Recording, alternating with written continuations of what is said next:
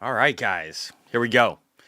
It's been a good day. I'm going to start off with I don't get retweeted by Tom Lee every day, so I've got to start off with that. He posted about my high Bitcoin target, and that was pretty awesome. And then I felt like I needed to validate that, so I gave some description to it. So I let people know that I'm looking at between 148 and 178,000, and I kind of give my thesis in this next part of the post, talking through that and why I believe that to be the case. So definitely check it out if you get time. It has to deal with the fact that we got neutered in the last cycle. And that we're going to have the opposite of that this time around from the Fed. They're going to actually be lowering rates and helping create greater global liquidity. And it's not just in the Fed, it's China doing it too, and a whole bunch of other nations around the world. So I believe that 148 to 178 is a really great range to take most profits. That's what I'll be doing, and I kind of talked to that plan in here too. So again, it's one of those things where I said inside of this post, if you made 10x, roughly what somebody probably would have made, maybe 10 to 11x off the tippity lows of this last bear market, in Bitcoin, then why would you risk for that last doubling, that last 100%? Why would you risk the other 9 to 10x that came before? So again, it's one of those things where you kind of have to figure out where your balance is. But when you're that far on the spectrum, I like to lighten the load, albeit I will add to my regular Bitcoin stack like I always do. And then I also justified my thoughts behind the $280,000 Bitcoin price target.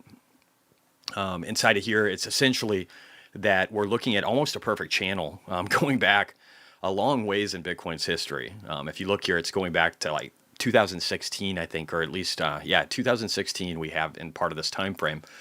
So we're looking at quite a few years, 7 years of history for Bitcoin, and it's got this beautiful channel. And again, since we got neutered on the last cycle, I think there's a chance for an overshoot, especially with ETFs and everybody acquiring all across the world. In every form, right? Whether you're a corporation, whether you're an individual, a billionaire, a poor person, somebody with an ETF trying to shove it into an IRA, everybody is buying Bitcoin. And so we'll see that nice little breakout. And the measured move is actually pretty close to that 280,000 peak range too. So I think if you get out right around, here, right after that, or right near the dot 618, like if you start tapering out there, and then by the time we get up to the blue, the dot 78 or 68 or 786, then by there I would probably be like 70% out. So maybe 30 here, or 20, probably 20 here, maybe 15 here, just a little bit of cash to buy a dip in case we have a drop in regular markets or anything else that you want to invest in. And then up here, man, by the time we get to the 145, I mean, maybe 50 to 70% out, personally, in my opinion, at least out of the miners, out of the shit coins, all those kind of things. I would make sure that I was out of those so that I didn't have to worry about downside risk with a multiplier. And it, at the very least, just buy like a regular Bitcoin ETF, like preferably Fidelity, worst case BlackRock. I really don't care. Because here's the thing, BlackRock owning a decent amount of this, if they own 2% of this, 3% of this, it still means dick. So it's not like if they own that large percent of a stock. It's not the same thing. Rambler, what's up, dude? What's your opinion getting second mortgage or a HELOC to buy stocks? Have you done this before? There's a lot of danger that goes with that. It's definitely a risky move. It's one of those things where I never would invest money that I wasn't afraid to lose. But I would try and have asymmetric bets where my chance of losing was pretty low. But I'm proof that you can fuck up. It's one of the great things about this country is in 2008, I went bankrupt because I invested with options and credit card debt, which makes this an interesting kind of point to your question here. And I lost just a shit ton of money being an idiot. And so I wouldn't do that. I wouldn't do that if you're borrowing. But it did give me, it taught me something though. It was a weird lesson actually, because it was idiocy that got me to that point. But then it gave me a lesson that let me know it's okay to be an idiot. It's one of the great things about living in America. You could be a moron. You can screw up and are encouraged to screw up and then get another chance. And so that's what I saw from the bankruptcy system. I was able to get my wife a new car at like a 4.6% interest rate in like 2009.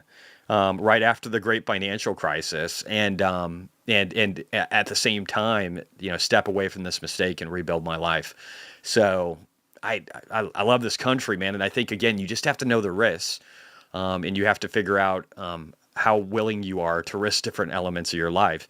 But there are social safety nets. It's one of the things that are great. That's great about this country that we give entrepreneurs, especially people in business, not just idiots that can't manage their finances like I was, but people that build businesses too, the ability to screw up and then still be able to try and fix it and then start over again. It's what separates us from the rest of the world.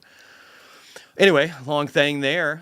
We should probably get into some macro and start talking about what's going on in markets today. So let's look at our heat map. But I just wanted to start with that because, again, Tom Lee, kind of a cool guy, and it was nice to get a shout out. And I have much respect for him. Today was a very unique day. That's actually why I wanted to look at the heat map. A lot of the times we just gloss over this, right? But today it looks different, doesn't it? I mean, you look at everything and it's just blood red, but then you hop over into finance and they're all going up. And that's a pretty good sign, and I think it's something that's that we're going to see too in the fintech arena here in the very near future. Fintech's kind of being treated like high risk, and Tesla, got walloped, down 5.65%. That's also okay. I'll show you all this in the charts. It's all fine. But today was a nice, healthy retrace. I give some arguments as to why I think, or why I thought today was going to kind of be the way that it is, and I think I'll talk to those real quickly here. I think I got something right over here. Just one sec. My daughter, so cute. She had her first day in a new school today, and she made new friends. I'm very, very excited about that. Where is it? Why do I post so much shit, guys? What the fuck? Oh, real quickly, while I'm here. So anybody who's worried about voting, the U.S. Supreme Court just passed a ruling in Arizona that's going to require proof of citizenship for registered voters. That's going to be something that will carry over into other states too, that we'll probably see lawsuits happening there. But voting is getting in the direction of being much more secure than it was last time. So if you ever had any worries about that, I don't know if I did, that's going to be less of a concern, which I love. I also want to thank you guys. Again, it's been a little over 8 months. It's been about 8.5 months, but I'm getting really close to 1 million views on YouTube and 205,000 hours that you guys have watched my content, which is mind-blowing, and then added 13,100 subscribers. So I just want to say a huge thanks this year to everybody who's watched my stuff. It means a lot. It's just a crazy amount of growth. It's so crazy, it's like off the chart, right? It's like greater than 1,000%. We're not going to compute it. So I really appreciate all of you guys for all of that. A lot. All right, here's my point. Why is the market down today? What's next? I said technicals have been extended. We'll look at that and with the indices here in a second. And then that markets want to see Jerome Powell throw us a bone tomorrow. And I think we're going to get 25 bips and maybe some soft dovishness. And that's going to be enough. And then I also made the comment, and some people are going to hate this, but I think it's very true. And that's why I'm saying it.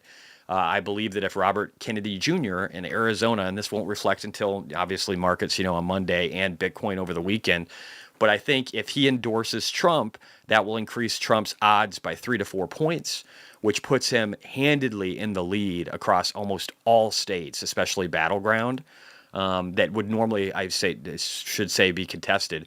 And I think that will be really popular for markets and for Bitcoin, because if you just look at the policies that have been released, it's such a different picture between these two things.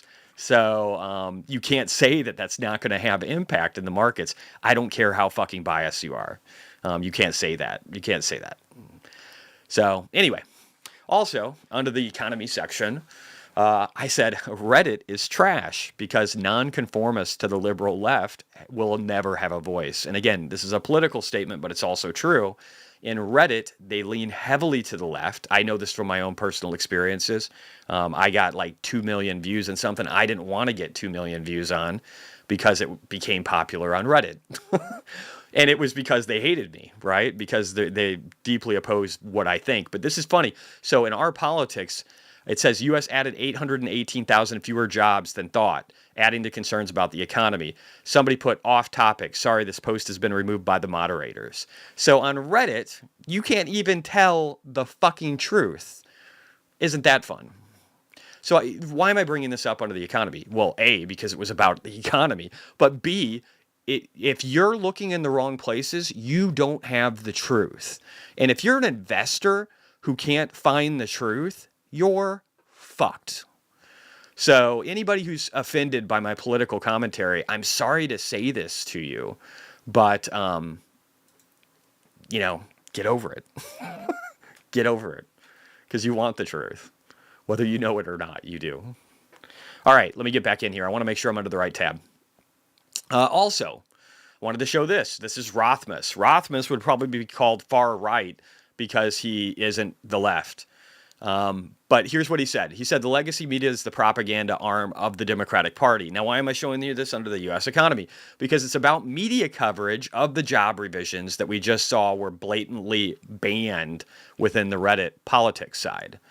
Well, for 0 minutes, CBS News talked about the revisions. For 0 minutes, the NBC News didn't talk about it. And for 20 seconds, the ABC News did.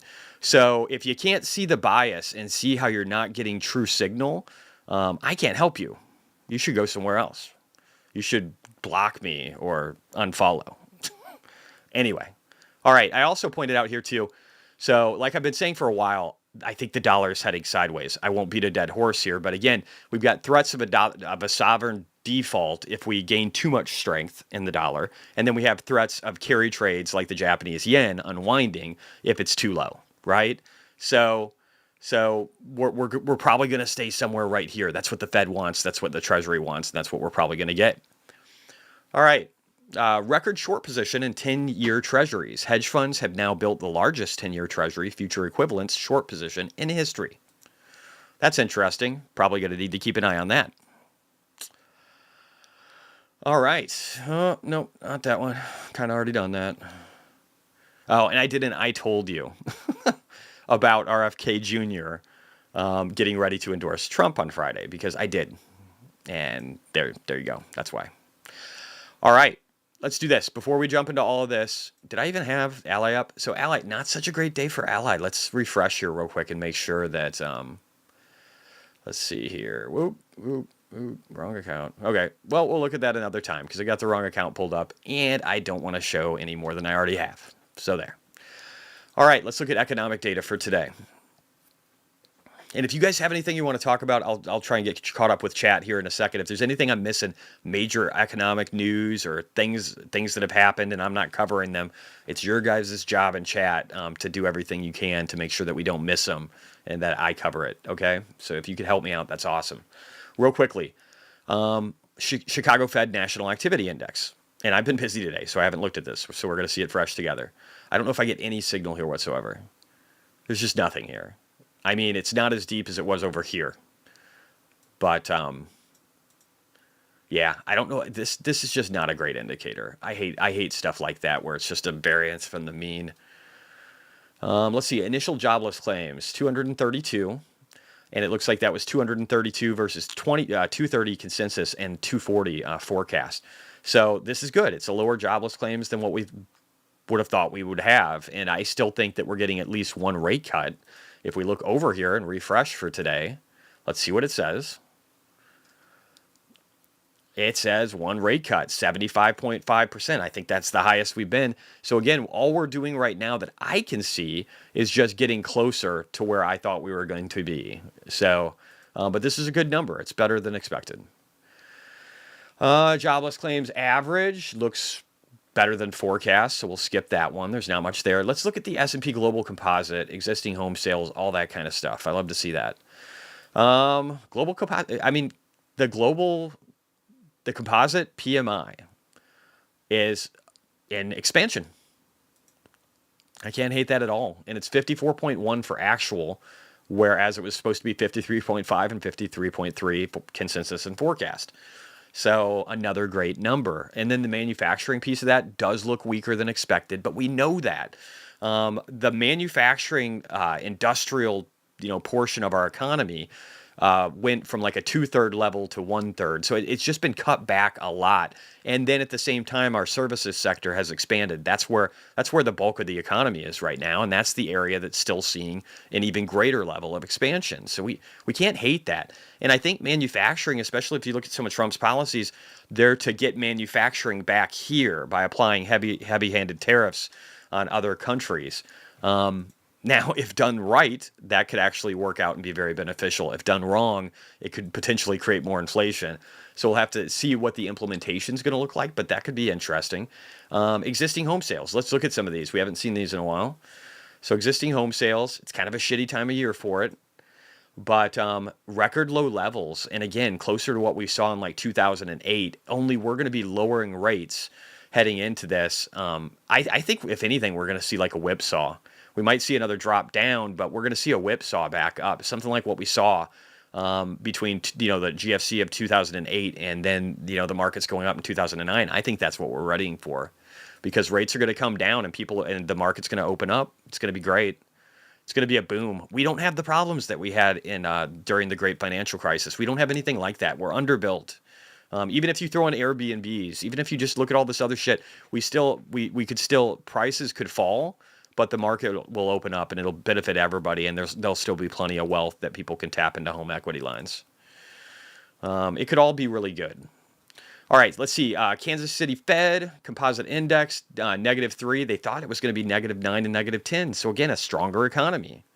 Let's look at the manufacturing side of this. Actually, a better read than expected. It was forecast for -10. We got a +6. Again, I hate the visuals on this kind of thing, but look at how long we've been sitting here in negative territory. We haven't done that before. Even 2008 wasn't this negative with manufacturing. Just like the real estate market for sales and all this other stuff, and the auto sector. The auto sector's got problems, though, but let's ignore that because it makes up a lot less money than real estate does. Real estate is the behemoth. If you look at these things, like, it's not the end of the world, and it looks like, just like the manufacturing index, the next place for it to go is up. You can't see that well with this chart, but that's really it. Let's look very quickly. CNN Fear and Greed Index. Let's just keep rocking through macro here, get through our indices and everything. 47. Let's see the crypto one. So we're still very neutral. And then under the crypto side of things, we are at 39. So that one's getting closer to neutral. I don't think either of these are crazy right now. I think this is where we should be. Let's see if we're getting any layoffs. I think this number is still remaining low, but let's just check. And this is tech-related layoffs. We're tracking these every day in the market recap because we want to make sure that we're seeing before anybody else, and it's at the back of our minds if we start to see large numbers of layoffs. Now, we got 800 from Skip the Dishes, stupid name. 5.9 GoPro. Yeah, so we got one more, but that's in Winnipeg, Canada, again. So a lot of the larger numbers here are for other areas. And the recent big one was Cisco layoff on 8.9. But really, it's been pretty quiet, and we're seeing much lower numbers than we saw in 2023. So this is all good. Real quickly, I want to go through the indices. So the S&P, let's just look here. Got slammed a little bit, but again, I think that this is perfectly normal. I thought it was going to happen up here. It could happen right here too. We're super close. It doesn't matter. Like we're overextended. When you're overextended, the technicals want to pull down. Just if nothing else for a minute. But I don't think today was a bad day. Now, the NASDAQ, it got hit harder. So the S&P was down 0.89, NASDAQ down 1.68. I don't think this is a big deal. What I'd like to see for tomorrow, if things go good with the Fed, is a nice bounce over 19.7. If we do that, then we've established really great support under the peak volumes here on the NASDAQ. So that's great. It just basically gives us another shelf to launch up from and to get into the 21,000s. So I would love to see that. And let's look real quickly at the Russell, too.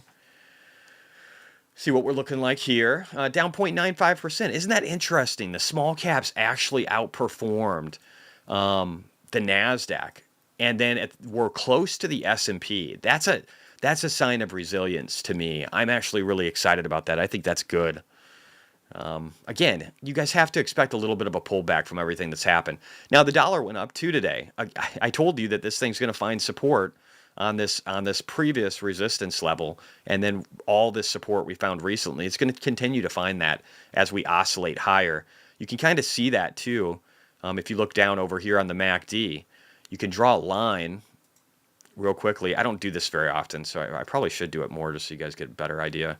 You can see how we've been building like this level of support from here, and it's just waiting to curl around. We're just waiting. We're waiting for these to flip basically to the upside, and that should happen fairly soon. But again, I think the dollar just trading in this zone, and it's actually a little high here. I think it's more like this, just trading in this zone. It could happen that way for over a year, in my opinion. Let's look at gold. Is gold establishing new record highs today? Let's see. 24.84, down 1.1%. Wow, gold took a hit, yo. That's actually a pretty crazy drop for gold. And so now gold's only 29% in 13 years. What a shit number. Let's check out oil real quick after I save this.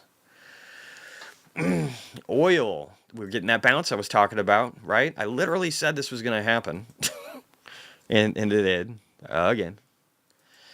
All right. So I think we could trade probably like in the 70s. I don't know. Maybe we never hit the 69 level that I was looking for, but it doesn't really matter. This could be it, or it dips under here for a second and then just goes up. But this is a support level, and I think we can end up trading up into the upper 70s pretty easily and just kind of rolling around in here. Again, I think these kind of things are going to be very flat. The MOVE index, the bond volatility index, it creeped up a little. Well, no, actually it ended flat again today. So it didn't even do anything at all. That's good. We want the bond market to chill out. And it looks like the 2-year bond got a little bit of a bounce. But again, this looks like another bearish move. Just like this rising wedge up here, what we're forming is something very similar, just on a much tinier scale. And if anything, it's probably going to be like a bearish pennant. We'll see. It could expand out a little bit, but it'll probably look something like this. And it's basically just a clone of what we had up above it. Let me see if I can... Sorry, I'm trying to change this color. Not as easy as it should be. There we go. So it's just like a little mini version of what we've seen. And it could go up a little bit, but honestly, it's probably going to roll over and then go down to the 200 moving average on the weekly. So I still expect this to come down. The 210-year inversion that everybody likes to freak out about, the longest one in history, still uninverted. Gotten more uninverted. This is going to be the pattern for a while. Let's see how the yen's doing against the dollar. It looks like the dollar gained strength against the yen. This is good. This is good. So we want this to continue to happen. All right. Let me see here. We're going to pull up the Chinese yuan. And it looks like the dollar is gaining some strength against the yuan here as well, albeit not as much. So this one's barely moving. All right, put call. Let's see, are people buying puts? People picked up more puts, probably because of this little scare that we got. So, but it does look like it's at least well off its lows. So more puts than calls. All right, let me see what else we got here. I think that's probably it. Let me go over to... I'm going to roll through stocks first here. We're going to go down Tesla, and then we'll go down Bitcoin, because I've already touched on Bitcoin a little bit anyway. So let me do that. All right, so now that we got a lot of the macro stuff done, we'll go to individual stocks. We'll look at the tickers, and we'll see what they look like and where they're at and what we think is going to happen next. Let me do this. I'm going to move to the weekly on this one, because I want to see a higher time frame. All right, so this is helpful if you look here. So it actually looks like what I think will happen here. What I think will happen here is we've got a little lip of volume. I think we find a base here, and then we start launching up from it. I think tomorrow, if the Fed is accommodative like I think they're going to be, I think everything launches. So I think you have to look at it as this being the bottom, if that thesis is correct, which I think it will be. So I think that Tesla still has a ways to go. I probably need to readjust. I need to have some shorter time frames here for focus. But I think over the shortest, this 290 plus range to close that gap is a really easy number. And then this other recent peak.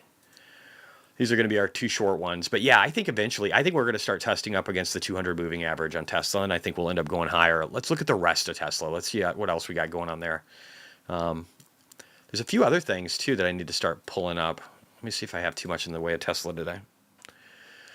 All right, again, not so much Tesla, but everything that Elon touches. If we look here, it says until walking into the open void of space has been exclusively a government thing.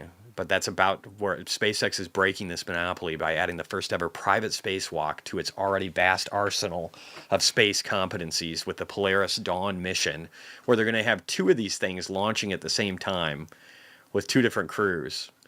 It's nuts. This is our first private spacewalk, and if you can't appreciate that, you're not paying attention. It's just another indicator why Tesla is one of the best investments in the world, because it's run by one of the most brilliant, powerful people on Earth, if not the most, right now. So, kind of a big deal. Rowan, he says, I got early beta access to Grok 2. I do too. I haven't played with it a lot, but I'm going to. But he gave a little thing in here and said, hey, take a look at it. Again, it's just a representation of all the stuff that's going on behind the scenes with Elon Musk. And he posted this too, just showing the mission here, showing some of the people that are going to be involved in it. It's so cool. And then we have our second patient for Neuralink. And there's a video of this guy playing video games that's just absolutely absurd. I think I have it in here. We'll look at it if I do. On top of that, Alex posted this. He said, just a car company with a gigantic water cooling infrastructure for a little thing called Cortex. I don't know if you guys know what the human cortex is, but yeah, I'd say Tesla is AI. I would say that. I think it's safe to say that. I've never had a graphics card this big. Unless you guys have had one this big, I think you should just agree and nod. All right, Sawyer Merritt. The new Cybertruck will now receive full self-driving in September. Oh, that's from yesterday. We'll skip that. If you guys have any more news on Tesla, I was missing the last part of the day. So throw it out. Let's talk about it. All right, real quickly. Oh, you guys don't want Trump. Bitcoin. All right.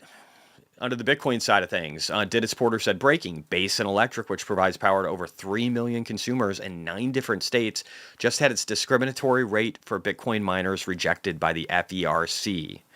So this is a huge win for Bitcoin mining companies because they can't be charged exorbitant amounts for the same energy that other people will use. So this will allow them to be able to help and benefit the grid, and especially if these energy companies are set up correctly, where they could have these guys turn off power at times where they need it for peak, and avoiding expensive peaker plants, and instead being able to get a cheaper solution with Bitcoin. They're already getting a great deal. You shouldn't penalize them for giving you a great deal. So I think that's wonderful, and I really support it. I did say here, I said, don't worry, Bitcoin's, this is earlier today, 4 hours ago, so about 11 o'clock or 10:30, said Bitcoin's just back testing before heading towards 63,000. Where we'll encounter the 200 moving average and an orangish brown, as well as the next fib level, 100 moving average. It wouldn't be crazy to grind around at that level for a bit. So all I was saying is we're right near the low right now, and we're not going to go lower. This is a standard back test. We're going to break up. We'll get confirmation of that when we get back up here, because we'll have an ascending triangle that's just beautiful.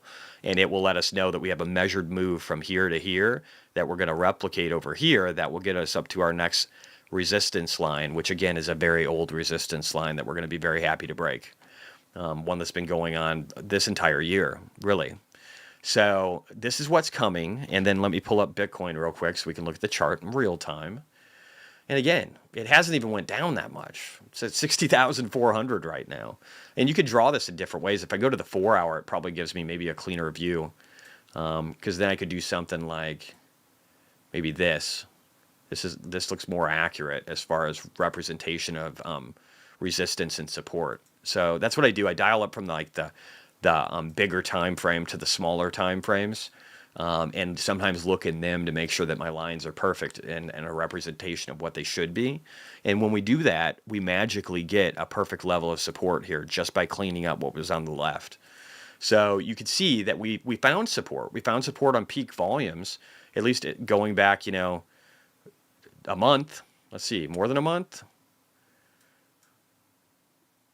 I mean, we're going all the way back to March. Oh, I guess if we go to March, it's too much. But right around here, maybe. This might be just right. Maybe here. Let's see, here. There we go. So again, so if we go back a couple of months, we're looking at that level of resistance here on the volume profile. If we turn that into support, we're gonna launch. And again, when we get to 68, When we get to 68,000 and we've done that for the, let's see, first, second, third, fourth, fifth, sixth time, arguably fifth time, this is the breakout zone. This is when you normally break out of, a falling broadening wedge. So that's what I would expect to have happen. I think Bitcoin looks really good right now. Let's look at some other stocks too, and then we'll get back over to the comments. Sorry, I'll try and get caught up in chat in a second too, guys. You guys talk amongst yourselves. I'll eventually get caught up. MicroStrategy down 5.38%, but does it matter? I mean, look at how this is a really good little shelf it's sitting on. I think it's going up. I really do. Let me see. Somebody said something about, do you think BTC will launch before Trump's win? Oh, totally. Fuck yeah. Yeah, it will. It'll launch. Because here's the thing. I've got to be right about this. Let me just say this. I've got to be right about this. The market needs to think that Trump's winning before he wins for the market to really launch and for Bitcoin to really go up. And that needs to broaden. And if that broadens, people are going to be more confident about it. Does that make sense? That's my thesis. That's the thesis behind me saying, yes, I think Bitcoin will go up before Trump wins. If that isn't correct, then I would say no, it would not.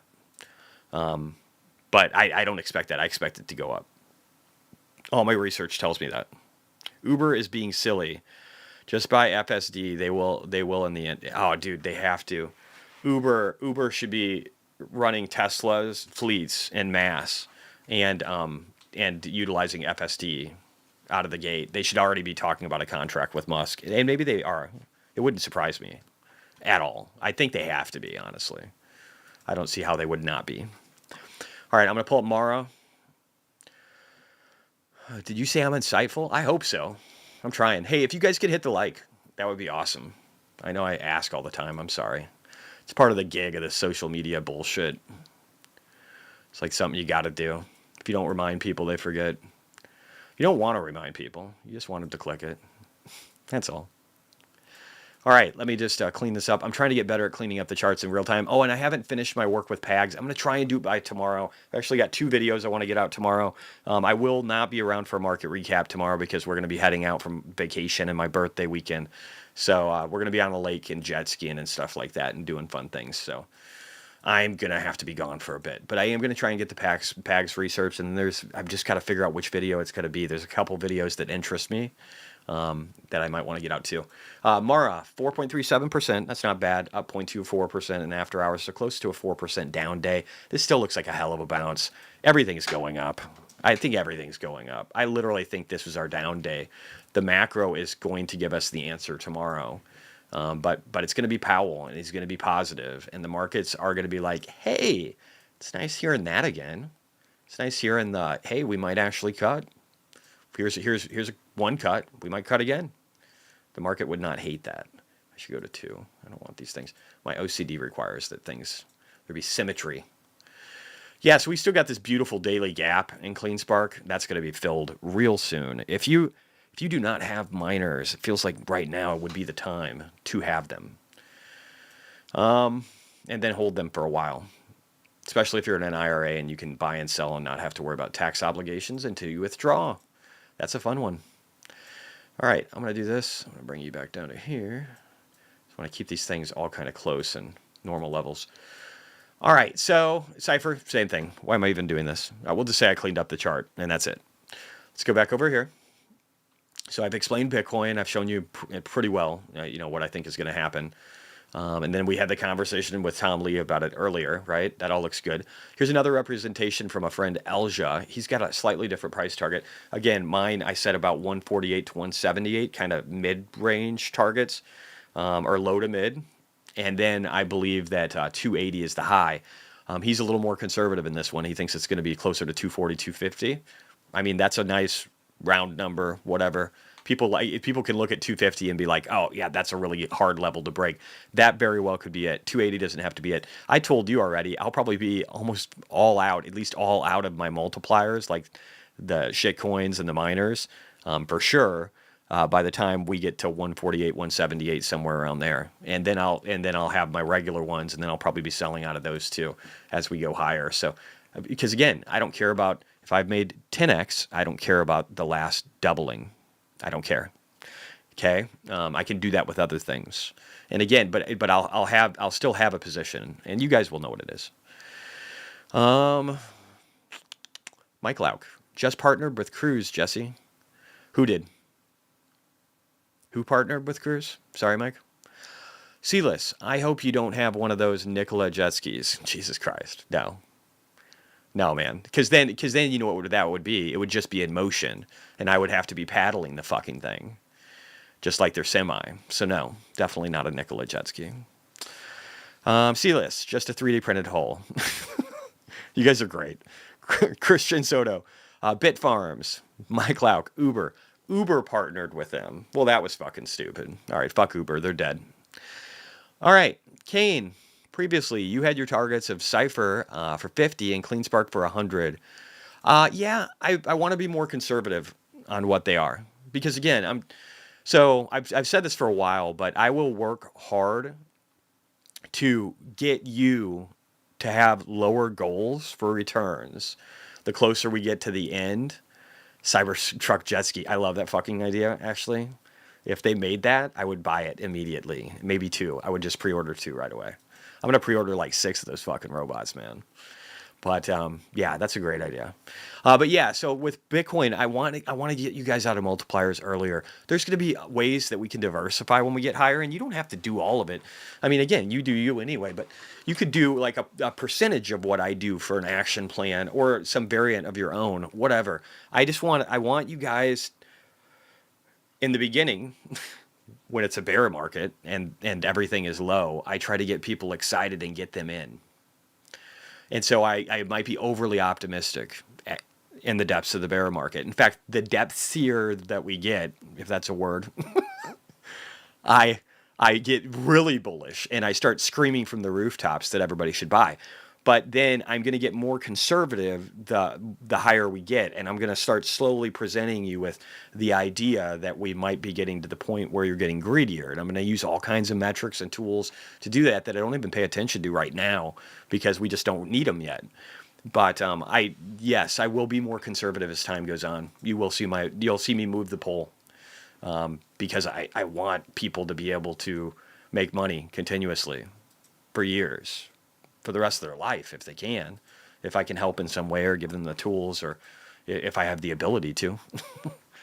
So, but that's the goal.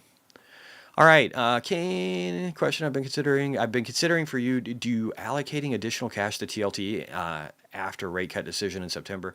I feel like actually now is probably not a bad time. If you feel like something's bounced well and gotten rich, like maybe not today, like if we get a good bounce tomorrow and heading into next week, then you might want to start adding to that position if you want to be more conservative. I don't hate that. I think that might make sense, right? Amit, excited to rotate out of miners in the way up into hedges. Yeah, I think that's just a smart way to do it, man. And or cash, and that way you just have opportunity. It's gonna be and then again, no options, right? Like I want to get rid of my options my plan over the next year, guys. Everything that I hold options on, and I should probably pull some of this up so I could bring it over to you guys. Let me do this real quick. I just want to bring this over while I'm talking to it because I don't want you guys to think I'm not showing you a red day. I just didn't want to show everything with my account. All right, so let's just put this up. So again, it says down 130, so I'm probably down 150, maybe 160 on the day across everything, whatever. But yeah, you can see here I've got hood options right down here, not a ton, but like 52K. I've got CleanSpark options. I was going to say not a ton, but it's 71,000 now, so that's a decent amount, right? And then I've got ARKG options. I've got PayPal options. I've got Tesla options. My goal is to not have options in the next like 6 to 9 months. I want to be very clear about this. So will I still have some? Yes. Will I have near the quantity that I have now? No. And I might not have any, just depending upon how well we do. So I just want it to be clear of what my plan is. Okay, this is my plan. This is what I'm doing. And DLO options too, I think. Yeah, some of these shitty ones. Hey, they're actually coming back though. I gotta say, cool. But yeah, so there's a bunch of this stuff. So anyway, I just wanted to be clear on that. Let me see what else we got. Kane, thank you, Justin. It definitely makes sense to help us reduce risk. Yeah, I have to be sneaky about it to get people to take the message, and you have to watch out. I've seen people that influencers that keep people hyped up till the end, and they get fucking wrecked. And I will not be one of those people, man. I just won't do it. Cool deal. Your opinion always holds much weight to me. Thanks, Kane. That's really cool, man. Sealess, it was 5 robots just 2 days. It went up to 6. I know, right? I'm just adding robots. I don't know. I love the idea of not having to do anything, but then being able to replicate that out. Plus, I probably want to have a couple of like Airbnb type rental things at a really big fucking house. And I don't want to do the work. I'm old. I'm fucking 47 this weekend, man. So I don't want to do the work. So we got to have robots, bro. That's the game plan. And that number could be 10. I don't know. MB, I sold a few calls at the open, 100 plus, and I just checked back in. What the fuck has happened? At what calls? You sold calls of what? That's funny though. Yeah, no, the market got slammed pretty good, but honestly, it wasn't even that big of a deal. And I was pointing out earlier, MB, that the Russell actually outperformed the Nasdaq and actually was comparable to the S&P. So today had a lot of underlying strength that I don't think people will recognize until tomorrow when the Fed lets us know how good things are getting, and Robert F. Kennedy tells us about his Trump endorsement. Then I think shit's gonna fly, yo. All right, so let's get into it. So I think I'm gonna roll through the rest of the stocks. Let's just do that. The rest of my stock portfolio, and then we'll get into your guys's. If there's anything I've missed, please throw it in the chat. I'll make sure to go over it. And again, I haven't forgotten about the mining video, the PAGS video, and like 3 other videos that I want to do.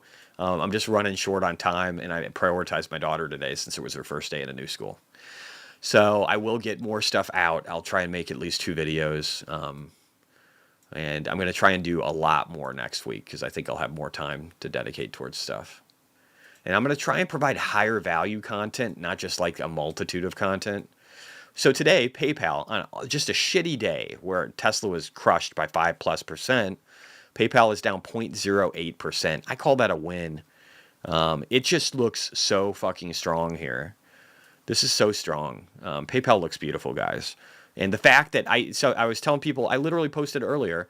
Oh, and I don't even know if I showed this to you yet. I should. Let me go back here.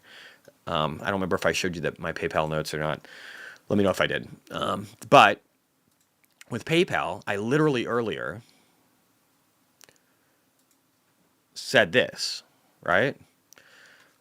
I said that, hey guys, we've got peak volumes over here. It wouldn't be crazy for us to sit here for a while. We have recently hit the 3rd higher high, which is beautiful. It shows that we're establishing a new bullish pattern here, and that we could retrace sideways to down for a while before we try and jump up to our next level here and start to really attack, the 80s, the 90s, and the 100s. And I think by the end of the year, we could be somewhere, or at least have been, between like, I'd say 110 or something and 125, 130. So I'm very bullish on the price action for this. I think the stars are lining up perfectly. They're executing just the way that I wanted them to for PayPal. And at the same time, with this great execution, we're seeing a market that's going to be very accommodating to them. So I'm excited a lot about what's going on. And I look forward to a lot of updates with this one. Hood. Robinhood. This is nice chop. This looks very, very strong to me. This looks as strong as PayPal, if not more strong. This is such a beautiful bounce. It's actually more strong. So I don't think I added to these guys today. I might have, actually. I don't know if I showed you guys my trades. I'll do that. I think I traded some today. I shouldn't say that. I know I traded some today, and I don't think I posted about it. So I'll get something out here after the market recap is done so that you guys see them. Because I did buy some calls for, I don't think it was PayPal, but it was like Hood, Clean Spark, maybe a couple of other things that I bought while they were down today. So I did do a couple of purchases. So I'll make sure to reflect that. But yeah, this is great. I mean, it looks good. Robinhood's going up. SoFi. I didn't even look at SoFi. This still looks like such a bullish pattern to me, guys. I mean, look at this. Look at this huge wick we have here all the way up to the .5. Whoa, MB, thanks, bro. Happy birthday. Thanks, man. You guys are great. I appreciate you guys. All right, man. Thank you. So yeah, 710, and then so 710, great level of support on the dot five. That's just a beautiful number. And then on the week, I think we're gonna close up here at the breakout zone on SoFi. So that's a great way to head into next week. I think it's stupid fucking bullish. I don't actually own a lot of SoFi, but I think you guys are gonna do well. Square. Square, just kind of hanging out. Again, it's the weakest of the fintechs as far as price action. You can see how but it's sitting right underneath peak volumes. If it can't go much lower, which I don't think it will, and we bounce here and get above the first fib again, it's been a decent trip up. This isn't a horrible place to have a little bit of a retrace, find support on peak volumes, and then go up. This isn't a bad place at all. I think it looks good. Palantir. Everybody loves their Palantir. Deborah, you're awesome, Jesse. Well, thank you. You too, buddy. All right. Again, Palantir's doing so well. Down 2% on the day, but I mean, again, I think we're going to chop, guys. We could go higher. We could still pull off another 41% upside. That's possible. I do think that if you dial out a couple years, I think that we're probably near 130. That's the measured move I'm looking at for this inverse head and shoulders. I think shoulder, stupid head, shoulder, retrace, and then again we back tested and we did a good job bouncing. So I think it's going to do good, but I think it could trade down here for a while. ARCG, thank you all. Thanks RJ. Thanks Albert. Thanks Rambler. Pietro. God, I'm just gonna fuck that up even more. It's not Pedro. Damn it. Why can I not pronounce that? I'm gonna have to work on it. It's like one of those things where you get it on your tongue and you just can't say it right. So anyway, RG down 77%. Wow, so painful. But I will say this. ARCG still looks beautiful and still has, I think there's still a chance that we get our 3 white soldiers at the end of the week. And I cannot complain about a couple of weeks where we're up 16% on ARCG. So that hasn't been happening a lot. I do think though, I think we're right at the breakout zone for ARC. All of this stuff. It's just the stars are lining up from a macro and liquidity. I need to start displaying global liquidity. I'm gonna give you guys better updates on liquidity. I'm not doing a good job with that. Like I look at this stuff all the time, but I don't represent it well. So I'm gonna fix that. I'll start getting you guys an update Monday through Friday, with kind of global liquidity and stuff from Michael Howell and Cross Border Capital and just M2 and like all these other metrics that measure liquidity in some way in their raw forms and more complicated formulas. I'll try and get that stuff to you so you can see it because that is the right thing to do. I talk about it being the key driver of all this stuff, and then I don't even represent it on a daily basis. That's kind of goofy of me. Hey, Adam, thanks, dude. Palantir 3030, thank you, brother. I appreciate you, man. Hope you're having a great day. All right, so ARCG we did too. The rest of them, I'll look at Flux. I'll look at a shitty small cap. It's kind of not bad, actually. Only down 2%. This thing is down. I should look at DLO too. Let's just pull that one up. I never do, so might as well. 83% off of its high.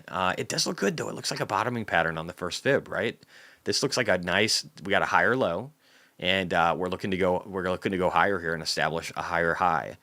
We don't have one yet, but we can, and I think it's coming. I really think it's coming.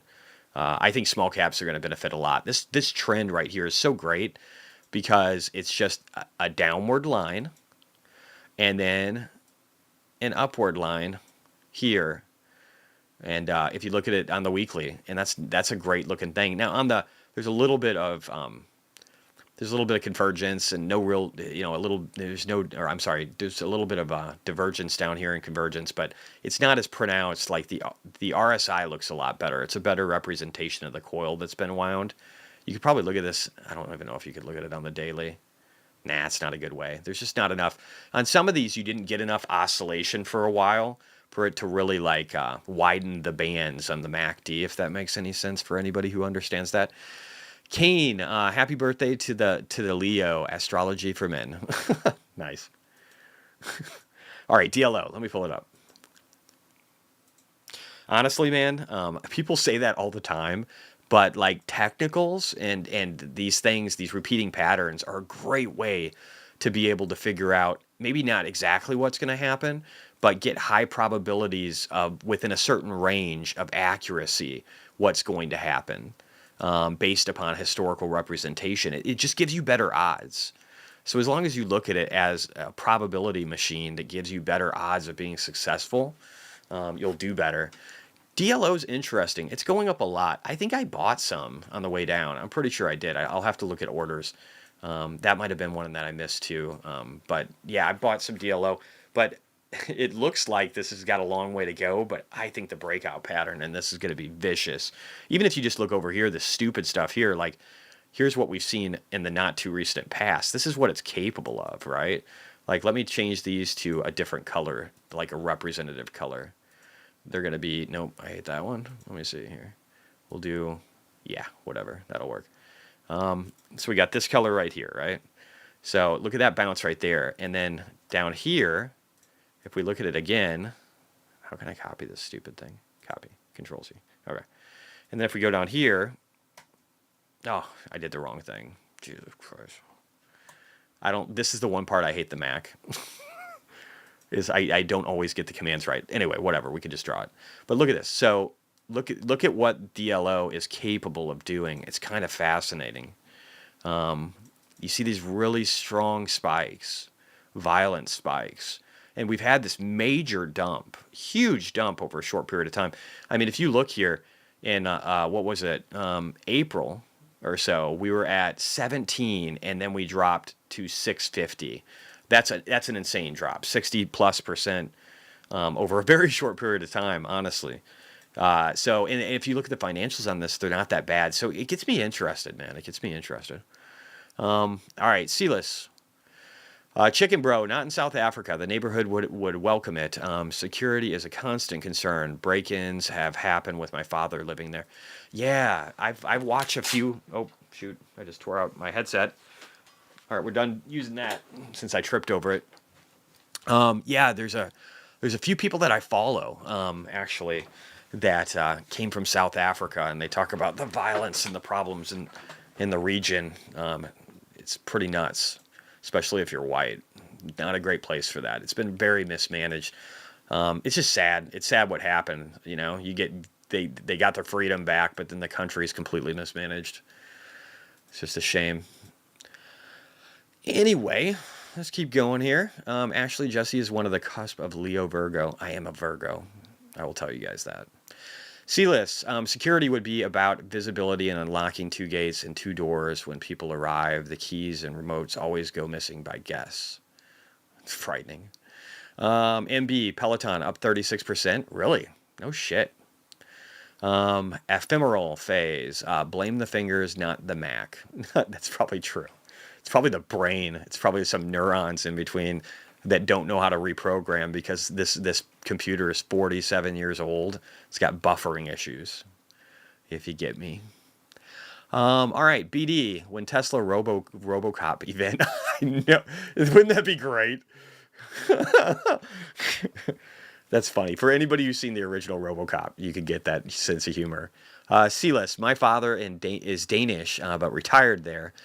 He's in the Cape of Good Hope, the best run part of the country. Good. At least he's in a good part, man. I saw some, like, what was it, a year ago, maybe 2 now? There were just some major riots and looting across large swaths of South Africa. It was a mess. It was really sad to see. Africa will get better days, I think, in the not too distant future. It's just had a bad run of it. A lot of mismanagement and theft by rich white people all around the world, if we want to be honest. All right, Derek and Megan, widen the bands. Isn't that like how stretched a rubber band is enlarged than the original? I'm not sure. That must be in regard to oscillation with the MACD, maybe we're talking about. I don't know. I don't remember. Sometimes you guys are seeing things at different times than I'm looking at them too, so it gets a little weird. All right, so let's see. Let's see what kind of stocks you guys have. Feel like I'm getting quicker at this, guys. An hour in, and I've gotten through my diatribe. I like that. I do need to check something, though. I do need to check real quickly before I go through the other list. I know I have other news events, and I'm trying to get better at this. Let's see, what do we have with PayPal? So there's my post. Oh, there was a developer day yesterday too. I don't know if I talked about it. Let me just go into it real quick. So let me just expand. There you go. We just wrapped up our first ever PayPal Developer Day for Fastlane. Fastlane, again, is just a really quick way to onboard. The event was a fantastic opportunity to engage directly with developers who are so critical to driving adoption for new accelerated guest checkout solution. Blah, blah, blah. I love it when people use all those words. It was amazing to see hundreds of people with laptops open and coding to integrate Fastlane during our interactive sessions. Thank you to all the developers who attended and our PayPal team for making this event a huge success. The future, see, I love this. This is so Palantir in nature. I love this. I love that they're doing stuff like this. I think it's great. If you guys didn't see, they also had a partnership just the other day. Here, let me see. I think I got that in here too. Then I can show you. Let's see. No price. Yeah. Adyen. Again, just using Fastlane, what we were just talking about. This is so great. Like, Alex Chris has a proven track record. He's phenomenal at what he does. And now he's in charge of PayPal. And he's going to innovate more with PayPal than PayPal's seen in over a decade, right? A long fucking time. So it's going to be huge, and it's going to be cool, man. And they're going to do well. And I think all of us that are invested are finally going to get our payouts. I got to say, I think I posted about this earlier. I don't know what I ended up the last part of the day. So it says negative 34%. So that's probably negative 29 or 30 across all of my accounts. So, but I'm so happy about this. I was wrong by almost a year and a half, like at least a year and a third. Of the time frame of when PayPal would start to bounce. And because I'm prudent in the way that I invest, even though it might not seem that way with options, even though I'm prudent with the way I invest, I'm still only down about 29-30% from what I put in. And I think here in the next couple of weeks to month, I will be up by a large sum of money. And that's just an amazing thing to be able to be wrong for that long with options and still win. And when that happens, you guys got to spread the word, okay? It's a requirement. You guys make a shit ton of money off of that, you got to tell people, okay? Just be clear. All right, get back to it here. What do we got? Age. Good pace, Jesse. Concord, AH, and crypto already looking better out there after today's pullback. I agree. Yeah, let's look real quickly here. We haven't crypto bubbled in a while. Ooh, look at the week on crypto. Shit. I didn't know altcoins were doing this well. Did you guys? This is over the last week. That's a hell of a bounce. That's a hell of a bounce for a lot of these altcoins. But today alone, look at them. They look good. Does this look like a market that's going to collapse? Render up 8.6%? Does that look like something we should be frightened of? I don't think so. I don't think so at all. This is good stuff. Thanks for mentioning that. This is what I'm talking about, guys. We're a community. We talk to each other, and we learn. All right, Concord, next one. Orange Capital. Everyone ready to watch Camula speak tonight? I don't want to get too political in here. I will not be watching. I'll be watching highlights probably because I'll probably watch her speech. That'll be it. If she's speaking tonight, if that's true, then I'll watch it. Finding Asheville. Can you do the charts for, yeah, we'll take a look at those. I'll be happy to. I'll get to that in a second here. I'm just going to get caught up with chat, and then I'll start rolling through all the charts. Silas, Africa only had broad contact with Europe in the 1880s. The continent is in excellent shape and can support the population. They just must develop civil. Yeah, it's just a mess. It's all the systems, right? It's like there's no good system of banking. There's nobody's willing to invest because there's lack of security in a lot of the countries, right? That's the biggest, and it's the problem we're having in the West, right? It's the problem we're having in America, is that people won't invest in cities that aren't safe. And people will leave those cities when they're unsafe, and they'll leave when the taxes are too high, and they'll leave when the government is being too intrusive and doing stupid shit. California, Governor Gavin Newsom, you fucking idiot. And I thought he was a fucking idiot even when I liked Joe Biden. So I can say that, right? I mean, I can say it either way, and I'm going to, you know me. But yeah, so you have these problems, and you don't want these problems. You don't want them in Africa. You sure as fuck don't want them in Chicago, where the DNC is getting protested every fucking day by their own people. Hey, you know what? Let's spread joy. Sorry, I'm just going to go on a really quick rant. I'll try and make it short. But let's spread joy. How do we do that? We build big fucking walls around our conference and then beat the shit out of the other party members that hate us. The Democratic Party. Now I'm done. Thank you. All right. Chicken Bro. How can one endure watching? All right. I don't want to get too political. You guys read those if you want. Ray Mize. Jesse, I don't understand why people don't use the smash. Like your efforts to educate basic investors are very informative. Big thanks from Texas. Thanks, Ray. I appreciate you, dude. Yeah, if you guys could smash the likes, I really appreciate it. All right, let me get back. We need to get to the stock tickers here. Let's start from the beginning. What do we got? What's your opinion on getting a second mortgage? I already answered that. Can you check Rivian? I can check Rivian. I'll check the financials and then tell you why I think they're shit. But I'll check the ticker first. All right. So I wanted to like this company. I wanted to. It's an ugly fucking chart. It's a ridiculously stupid fucking chart. Could they go up? Could they? Should they? I mean, they could go up. Should they go up? I don't know. There's probably some kind of mean reversion that could happen, arguably, like around 30 or something. But here's what I don't like, okay? Here's what I don't like about Rivian. Here's why after making a video about Rivian and how much I liked it and throwing 50 grand into an options contract, did I then sell over like a week later after their quarterly earnings came out and I lost like 50% of the contract value and it was down to 25K? I just sold. I don't do that very often. RJ, thanks for the memberships, dude. RJ's a stud. Click on that if you guys want a free one. Thank you, man. You do this so often, and I really appreciate you. When Jesse talks about this community and how powerful we are together, I just can't help myself. Oh, dude, thank you, man. I appreciate it. But yeah, so when looking here with Rivian, I mean, 3% growth year over year. You've got vehicle production plummeting. You've got a net income where you're burning, last quarter in Q2, you burned $1.57 billion.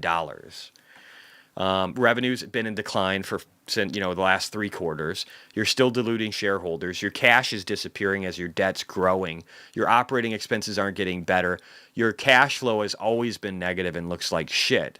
Your gross profit vehicle looks like it's a lot better because you're only losing $32,705 per car. But the only reason that you're actually doing better is because you're not spending to like expand and do all the other things that you're looking to do.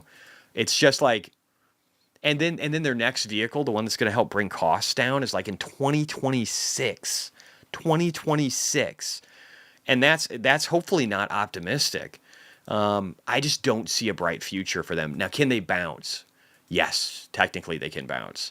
And I would show you what that looks like. I can't even, can I do this? I mean, technically, yeah, I can. I'll just do it from here. I'll just do one of these jobs. All right. That's probably, I should have drawn it the other way. Whatever. The math comes out the same way pretty much. So, again, we'll hit our first fib around here. And then the next one here, yeah, I should have done this the other way. Whatever. I'll just fix it. Let me just do this. It'll bother me trying to explain that upside down.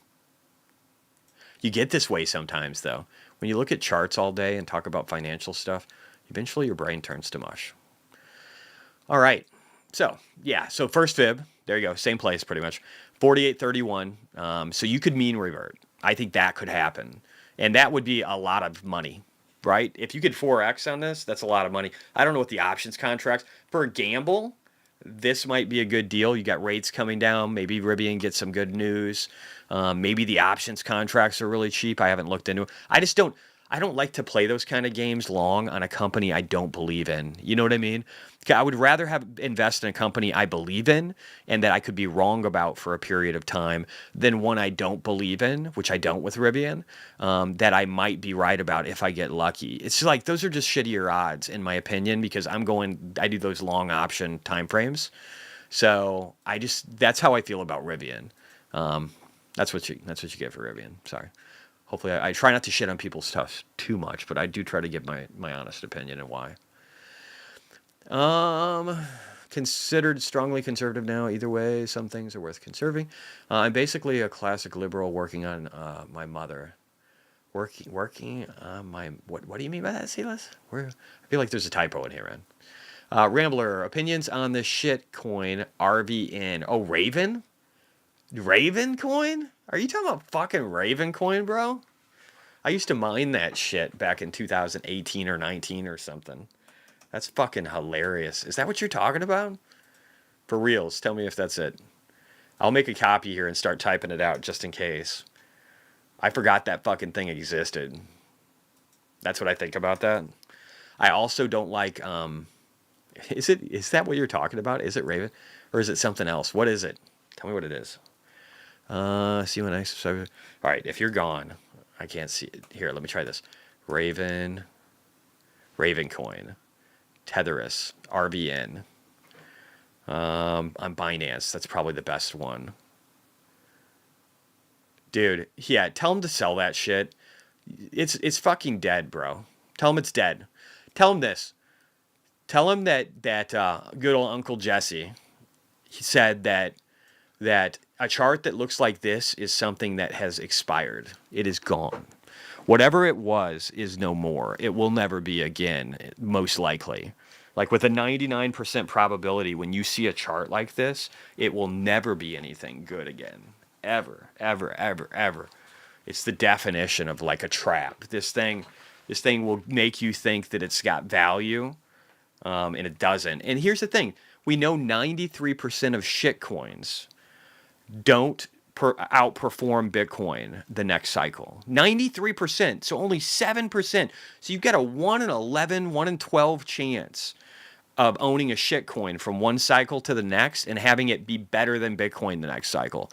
Those are horrible fucking odds, right? That's really, really bad. You don't want that. So if your odds are that horrible, and then we know after 2 cycles, it's like over 95 to 97% chance that it'll be shit. Why would you own it? So that's why the stuff that I bought, like Solana, based upon James from Invest Anna's recommendation, and a couple of other shit coins that I have, I can show them. I'll show them next time and give you guys an update. But that's why I bought them, because they're like newer in nature, and or they had narratives that could still play, so they could still be in that 1, 2, 3, 4, 5% that do well from cycle to cycle because of the narrative they have. But you have to find the new narratives. If you don't do that, you're not going to do well. Or new coins that have pumpability within the technicals, and good tokenomics. And everybody's got good tokenomics, so that's even hard nowadays too. So anyway, that's Ravencoin. I don't know. I would get the fuck out. Get the fuck out. Run. Tell them to run. Tell them to turn it into Bitcoin or something. Do something with that piece of shit. But maybe do it, I don't know, like in the 20s. Yeah, like right around here.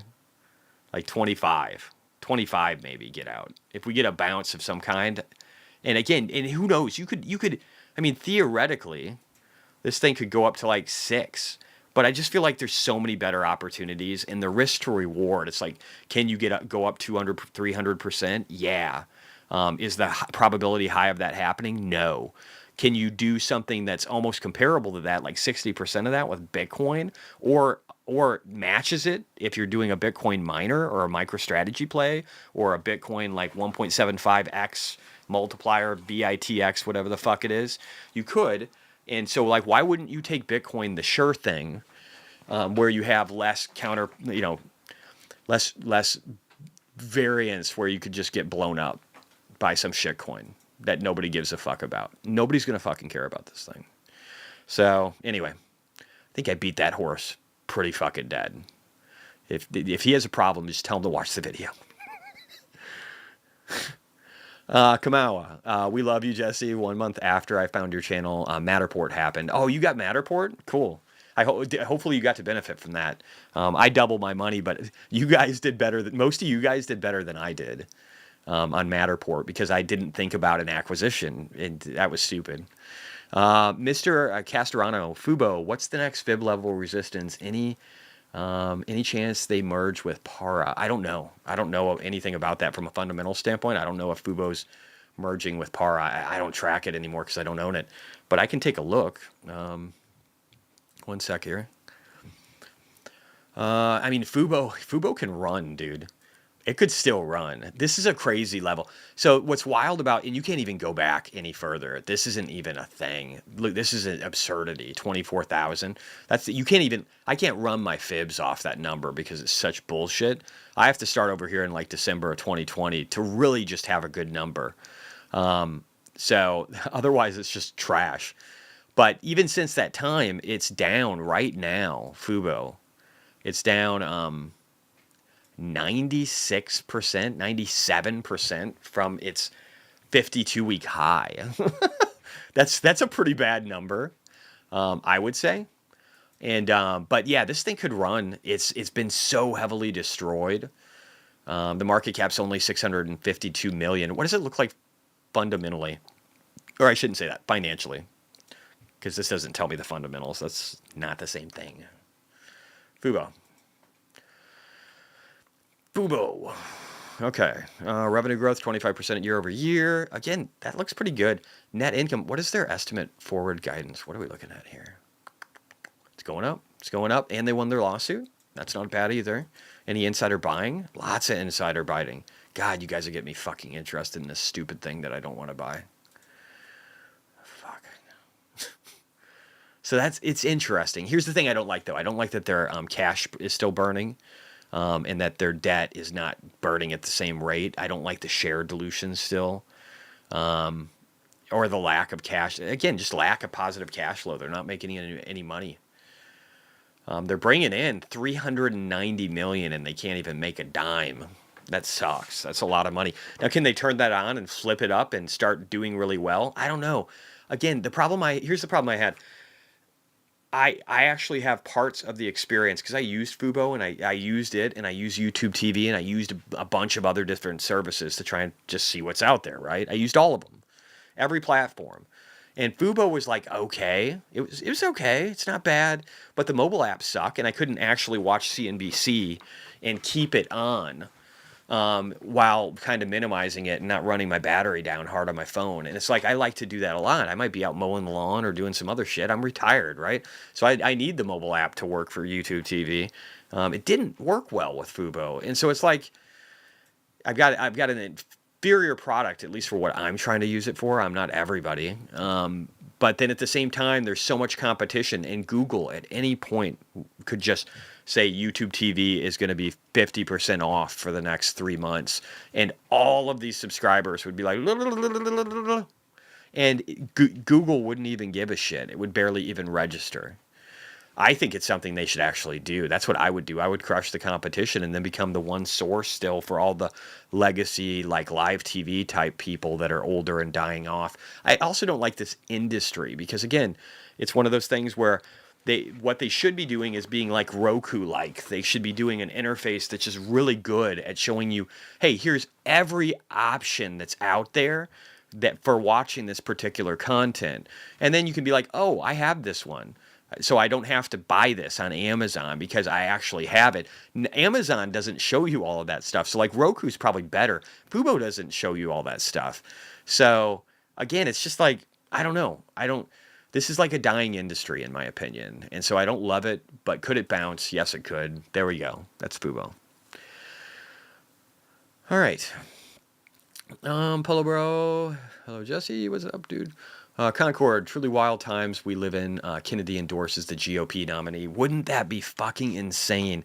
I actually think that could have a bigger pull than just the people that were going to vote for Kennedy, because I think it takes more people on the left and makes them go, how far have we fallen that a Kennedy is endorsing a Republican for presidency after winning almost 5%? If they won, you got to realize for Kennedy, this is a big deal. If he won that 5% level, he would be able to establish his own party. They would have their party. It doesn't look like they can do that across the board, across the entire country. And it's kind of sad that isn't happening. But the Democrats have Democratic Party has crushed them. They've sued them so much that he's had to take $10 million and just to fight the cases, all the lawsuits that are across the country. So it's really rough on him. But I think, again, I think we're going to see a reevaluation. It just makes me think that Trump's going to win, and again, between the policies and timing, why I'm talking about this, I think it really helps the market over between now and the end of the year. I think it's that something.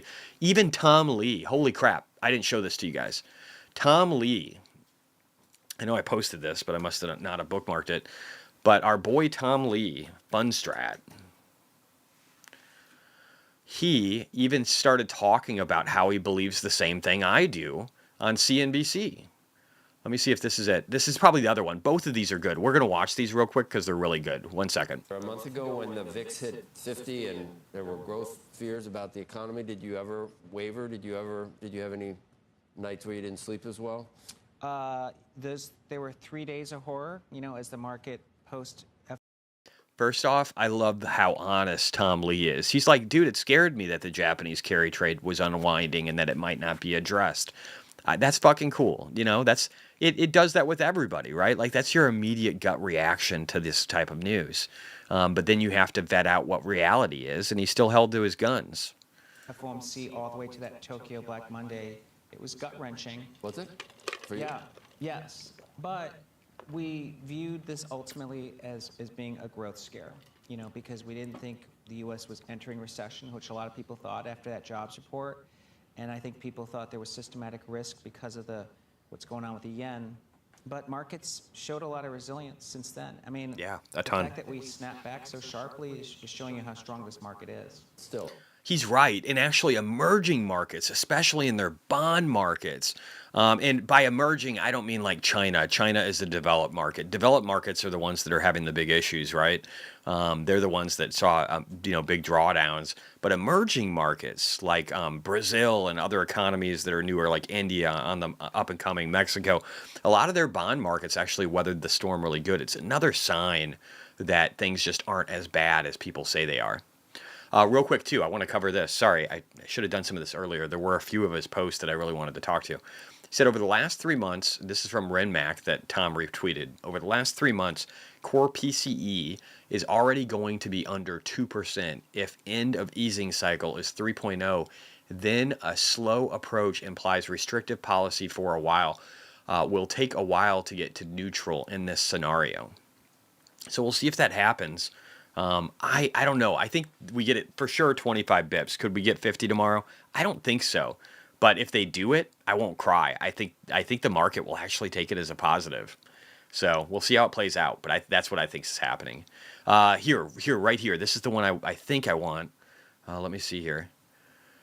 Let me see. Oh, no, maybe it's right here. Yes, I think this is it. All right, let me see. 1 second.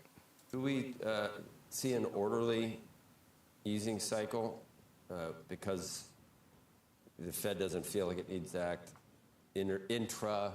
They have a meeting where they go 50 or whatever. You think they just 25 and then the next meeting 25? So only do 50 this year and then maybe continue next year? You think it'll be like that?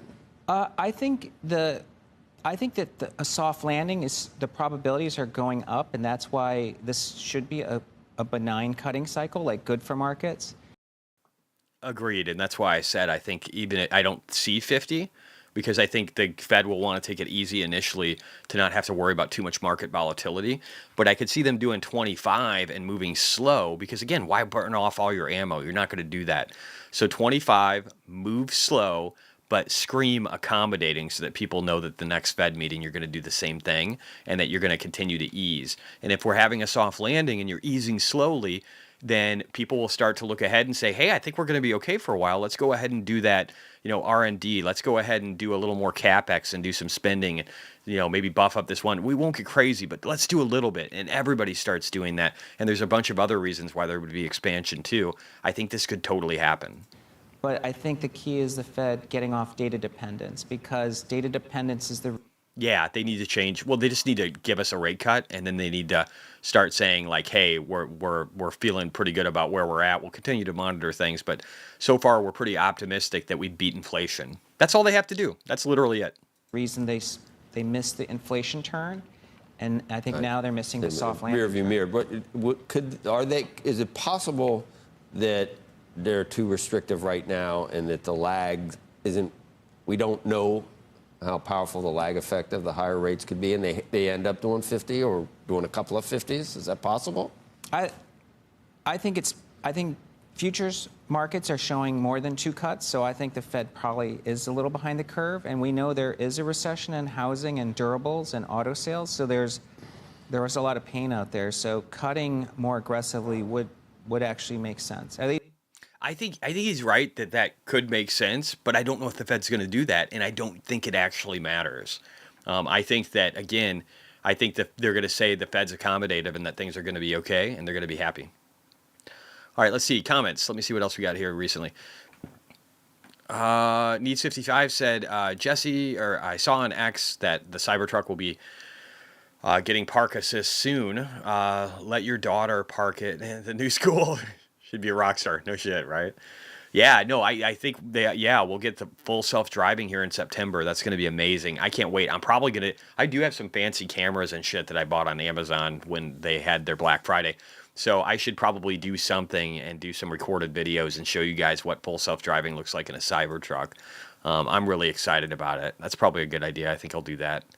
Yeah, it's going to be cool. See, listen, Jesse, when you read comments bottom to top, sometimes they don't make as much sense.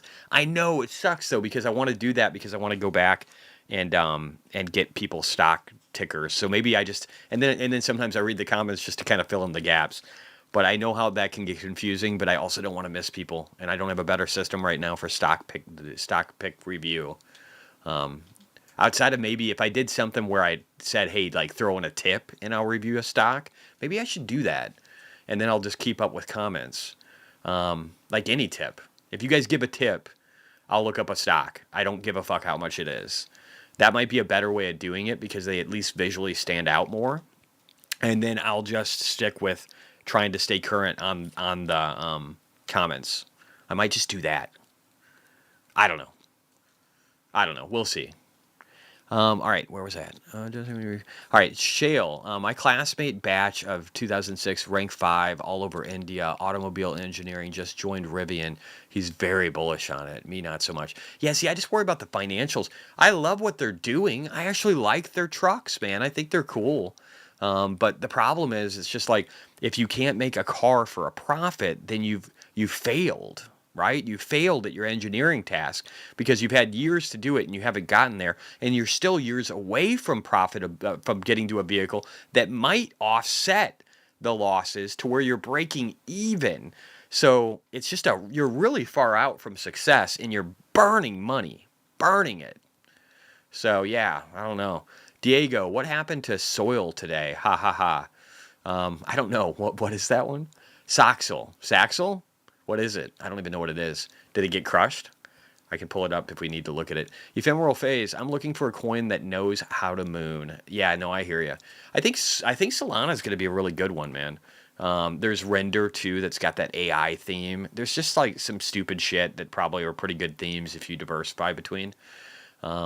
It's again, I think a lot of the Solana stuff is probably going to be good. So James from Best Answers probably has a good list. And I'll show you guys what I have next time. AB, the daily channel on Dogecoin looks insane. Really? Let's look at Doge, actually. I actually probably maybe need to look at a few shit coins. We'll have to start incorporating some of that or figuring out how much need there is to. Maybe I can just talk to the ones that have really moved in the future. That might be a good idea. Let me see. Doge. That actually looks really good. It looks like a great setup. This looks like a really great setup.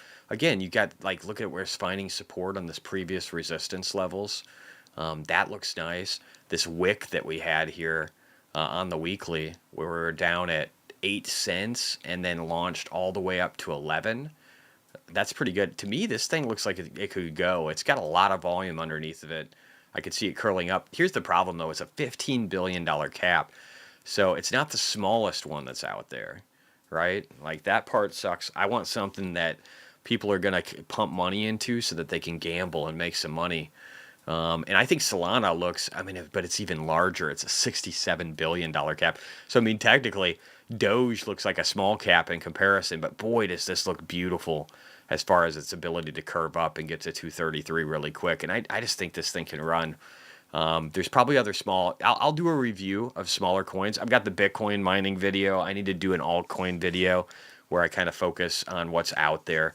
These are a lot of great ideas and ones where I'll probably spend larger amounts of time and maybe just like for the week have a theme like the Bitcoin video or no, Bitcoin mining video, or a theme like the shitcoin video talking about my latest analysis and thoughts on the ones that are out there. I'll probably do stuff like that where I don't do as many, but I'm doing the market recap daily, Monday through Friday. And then at the same time, I'm trying to give you really high quality videos of things that I've really taken time to delve into and understand.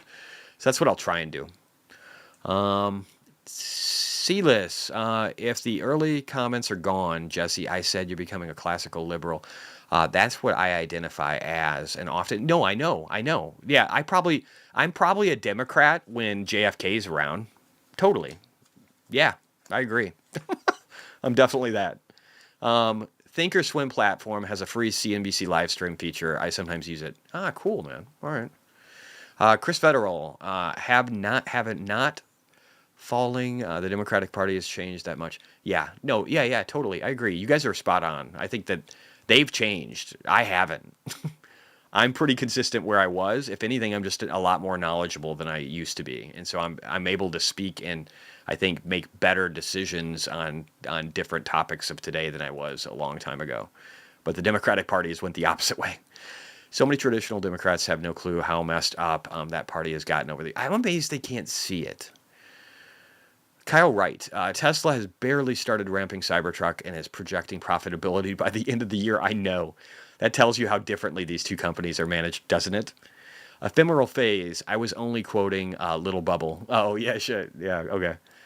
I love Little Bubble. We're going to close out with some Little Bubble today. I'm going to do some buying the dip today, or Bitcoin's going to zero, I think. Silly Bunt, Soxel 3X Semi ETF. Oh, yeah. So I don't like to look at those. But, no, I will, actually. Well, I don't know.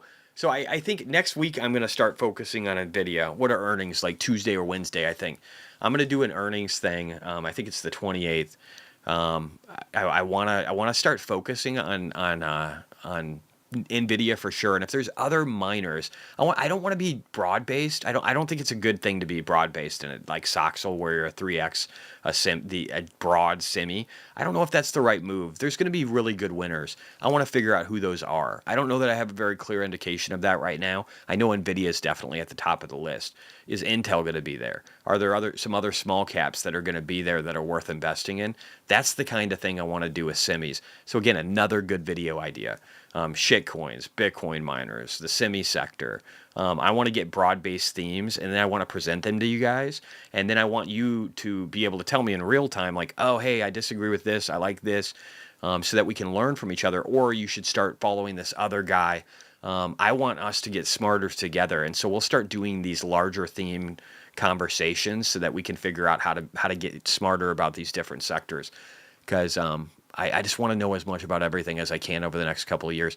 I want to make stupid amounts of money over the next couple of years. I've only got I'm a little less than 3 million right now. But I want numbers that are like 10 on the low end in the next few years, or 20 million on the high, 25 million on the high.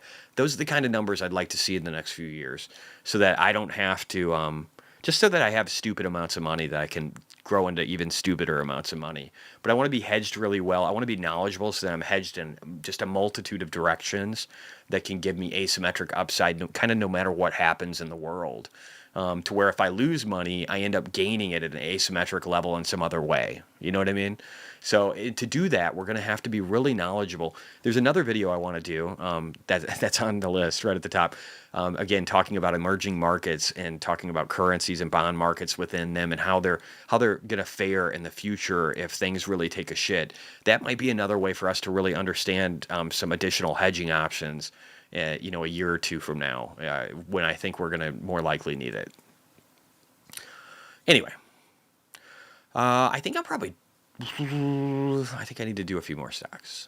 I definitely need to figure out the way to go through stocks, because you're right, it's just not efficient. I can't easily see them, and so I miss stuff. And it sucks, and it makes it harder to read. And I do think it throws it off when I'm bouncing in different timelines in the chat. I do need to think about that. If you guys have ideas on how to make that better, let me know, because I do need to think about it.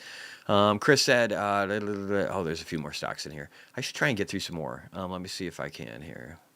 Make sure I haven't missed anybody. Fuck, I feel like an asshole when I do. I feel like I already missed somebody. Uber and Cruise, robo-taxis, TL. Jesse, I have a question I've been considering for you. Do you think allocating for additional cash to TL? Oh, I already answered that one. Yeah, see, this is confusing. I need to get it to where, like, when I do the stock picking at the end, I can just see it. BITF. Yeah, we can look at that. I definitely need to get better at that. There needs to be a better way. I know people like people that I followed for a long time from like a technical analysis standpoint. I learned a decent amount from a few of them, but like one of them that I thought did it well, he did the tipping thing, and that was Mitch Ray. And so he just goes over stocks. He does stocks that you tip with, and I can see where that's beneficial from a visual. But then I tell you guys that if you have a membership for $2 a month, that I'll do it. So I don't know. I just need to figure out if there's an easier way to filter out shit, and then but still not necessarily have to pull money from you. I don't know. I got to think about it. BITF. So if we look at this, the 4 hour is not going to be helpful. Let's go to it. Let's actually broaden out a ways here, I think. I don't even think the daily is that helpful. I'm going to go to the weekly. I got to clean this up. There we go. Way better. Okay. All right. So I think this looks good. We're just kind of hanging out underneath peak volumes, which is okay, because a lot of the times when you get springy, that's what you do. You like hang out under here, but you can't really fall.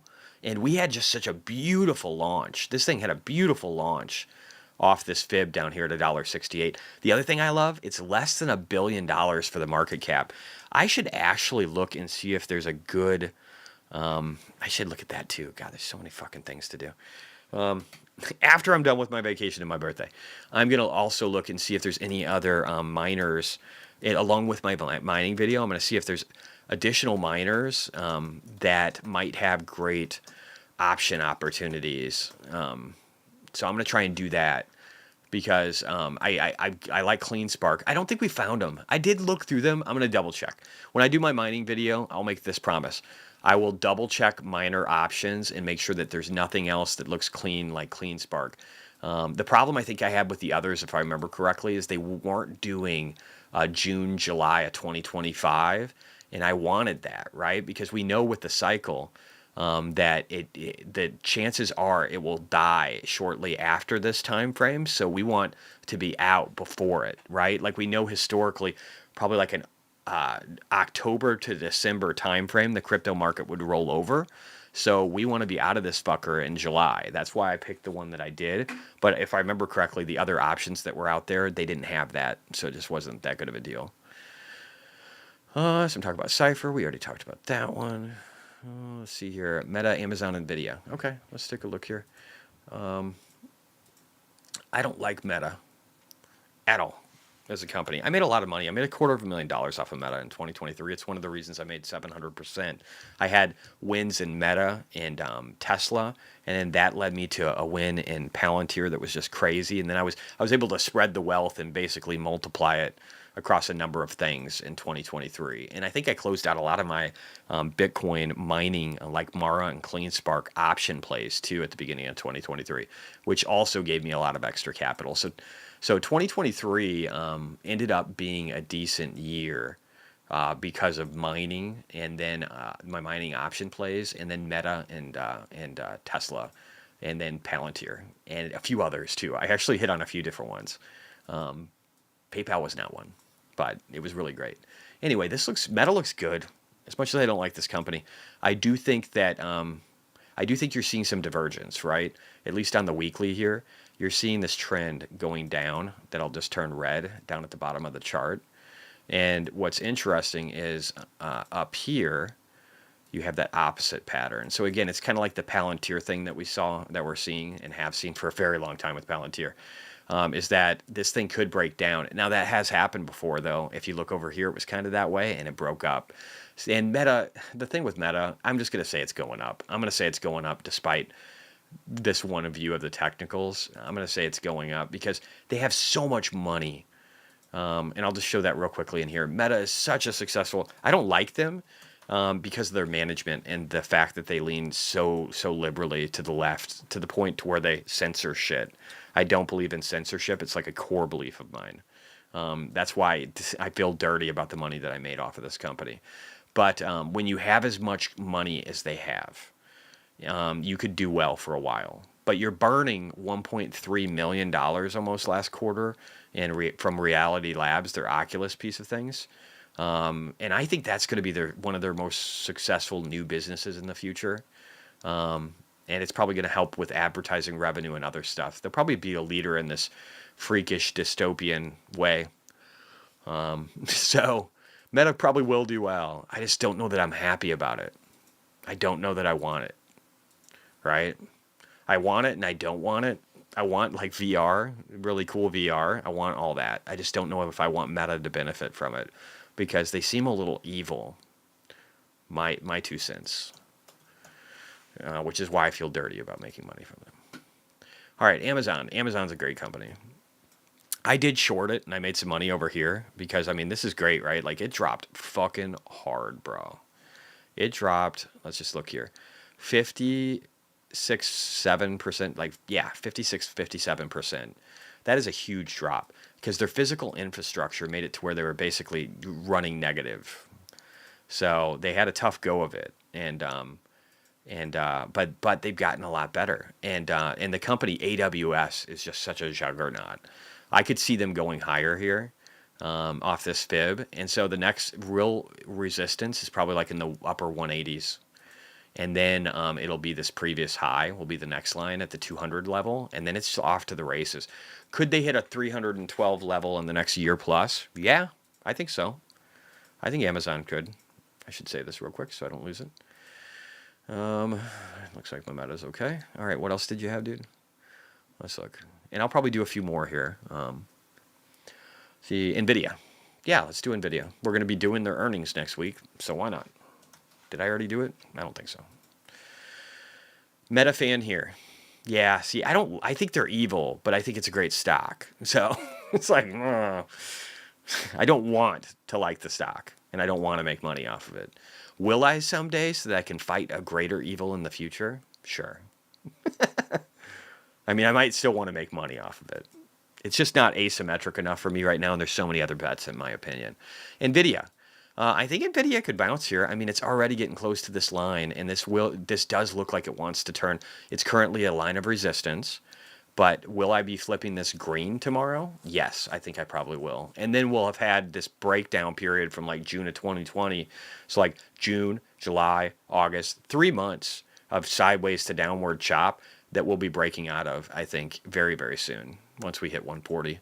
And then it's upsy daisies. And I think I need to redraw this, right? Because like this right here is a fib retracement line, and I don't think that's the right thing to do with NVIDIA right now. I think instead, what we probably want to do is an extension. So I'm just going to update this chart real quickly while I'm here. Now, where do we extend off of? We probably extend off of March of 2020. It was such a monumental time. It's such a marker in all these stocks, right? Because there was such a strong thrust downward. So I still like to use it. I like to find those big time frames where major things happened so that I can draw the lines to be better representative of reality. And so have we launched? Boy, have we launched. Have we launched? And this one probably needs to be lined up a little bit better looking at, oh yeah, you can already see how this is just like a little off. Let me see if I can fix that. I don't have it drawn perfectly. And you know what? I might just even want to go to candle to get it right. Sometimes, yeah, see, I try to refine this stuff on my own time, but I don't think that's going to be right. This might not be the right one to go off of. Let's go down here. Let's see if this is a better representation. So I guess with these guys, the pandemic didn't really matter. I mean, it wasn't that big of a drop. So let's see here. Does this better represent? No, it doesn't. Interestingly. No, it does. Okay, this makes more sense. So we didn't necessarily, so we were so strong over, so here you see strong levels of resistance, then you see us starting to establish some support above it, and then just launching. We couldn't even back test back to the previous fib at the .786. We were so powerful. We continued to launch higher, got above the next one fib, then couldn't maintain it, broke underneath, now finding a support above it, and I think we're finding support above it. So yeah, this is looking good. This is a better representation of the chart now. SK, thank you for joining.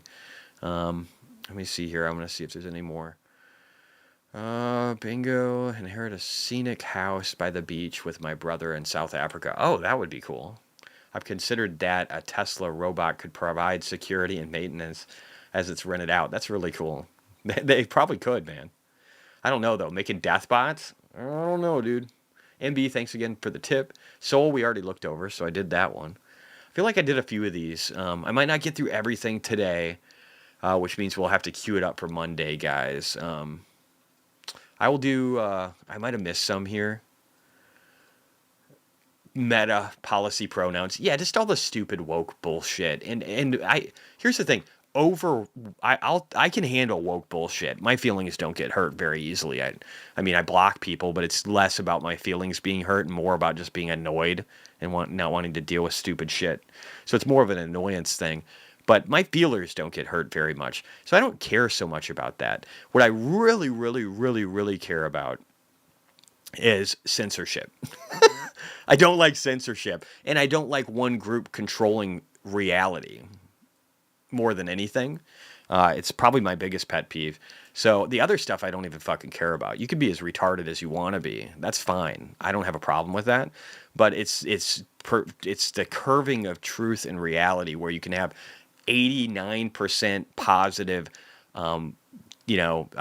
Harris content on traditional media, and then have 84% of that be negative Trump content. And this is just data, guys. You can argue with data if you want to, but it's just actual data. So we know that this bias exists, and that's not fair, right? It's not fair. We should want perspectives from all around to be around us in an even weighting of a representation of reality. That should be we should always be trying to find the divine truth, right? Whatever it is. That should be our goal and what we want in reality. And so I want to see that. I want to see that. I want that to be what's real. And I think that's fair. I think people should want that. All right, so somebody said bit deer. I'll look at that one. Probably going to bail in a second here, guys. Getting a little tired, peaked, need to eat, want to spend some time with my daughter. Just so happy that she had a first good day at school at a new place. And I hope hope to see the multitude of those because she was very unhappy with her other school. So this makes me super happy. But yeah, bit deer. I've still got to do my fundamental video, but just looking at this, sitting underneath peak volume, tells me you could bounce pretty hard. And the history tells me we could bounce pretty hard.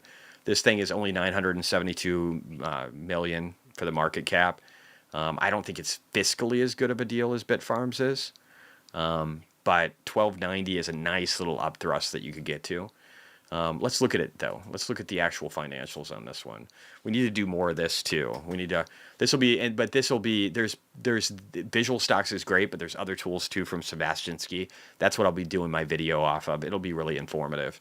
We'll get that video out for sure by next week at the latest. We'll get that out. The PAGS video I'll try and do tomorrow. But that one we'll try and get out, and then we'll work on the shitcoin one and all the others.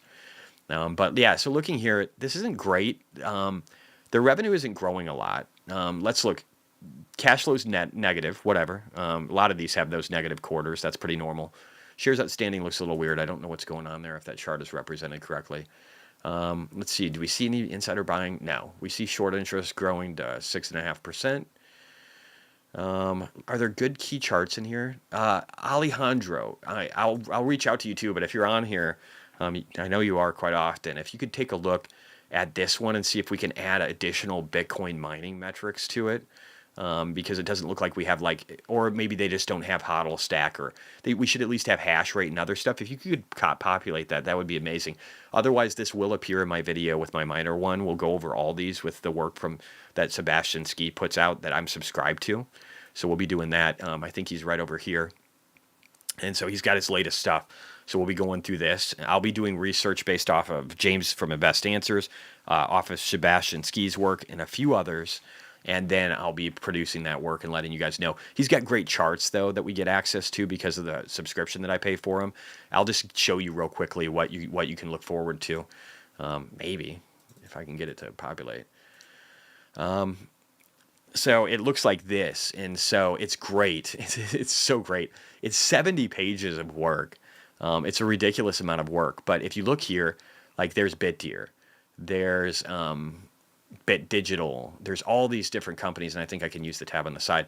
There's all these different companies that you can see all of his work and analysis on, and he shows like minor details. You can actually see in here like what miners they have, right? And like which ones they're bringing online and what their current efficiency. It's just like a really, really great multitude of data and analysis that's very well kept. So we'll be going over a lot of that too in that miner video, and it should be fun. But I think since we're getting close to 5 and we've done about 2 hours, I think I'm going to call it, guys. I really appreciate everybody. Thank you again for the tips. RJ, thank you very much. The new members that are on here, MB for the big birthday wish. I appreciate all you guys and everybody else. I appreciate all you guys a ton. Thank you very much. Look forward to producing a couple of videos, but otherwise, again, seeing you guys next Monday. I might do something on Sunday too when we get back. We'll see. We'll see how ambitious I am. Anyway, love you guys. You take it easy, and have a great rest of your day. And let me see if I can get a good video here to play. You know what? This is what we're going to do today, because again, I have to rehash to you guys. Bitcoin is one of the most important things that's going to be in front of us. Okay. And if you don't own any, you need to understand that you need to. So watch this video, listen to some cool tunes, and get to know what Bitcoin can do, not just for you financially, but for the direction of the world and our future.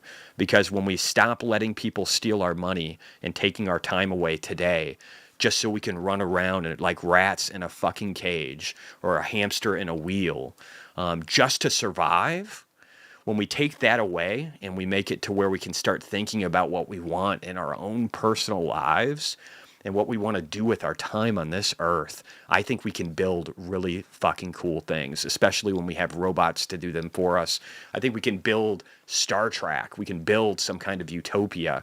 But what we can't have the government controlling what we can and see, what we can see and what we can do, and where our money is, and what incentives, and then maybe creating a CBDC digital currency that burns away at a really quick rate, so that we have to spend it right away or have a certain amount of time to spend it, so that we can never, ever really break our bonds and live.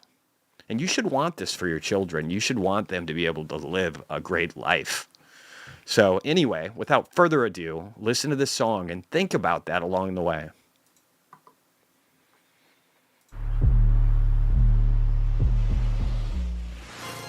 With time, a seed becomes a tree, sheltering us.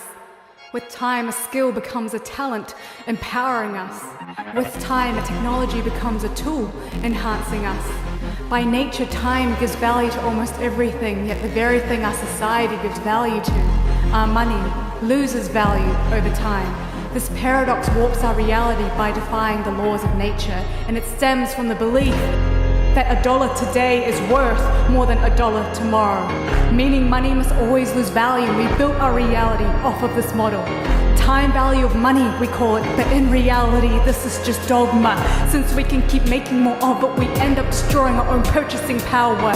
So we put it in stocks, put it in bonds, put it in land, put it in funds, put it in crypto, put it in gold. But we are not oracles, so what do we know? We know that it's hard to get by. We know some people may never retire.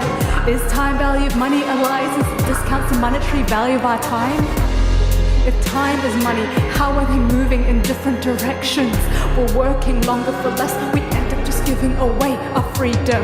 Give up liberty for policies, give up our agency to the authorities. Because when our foundation is built on complexity, we simplify humans by giving up our humanity.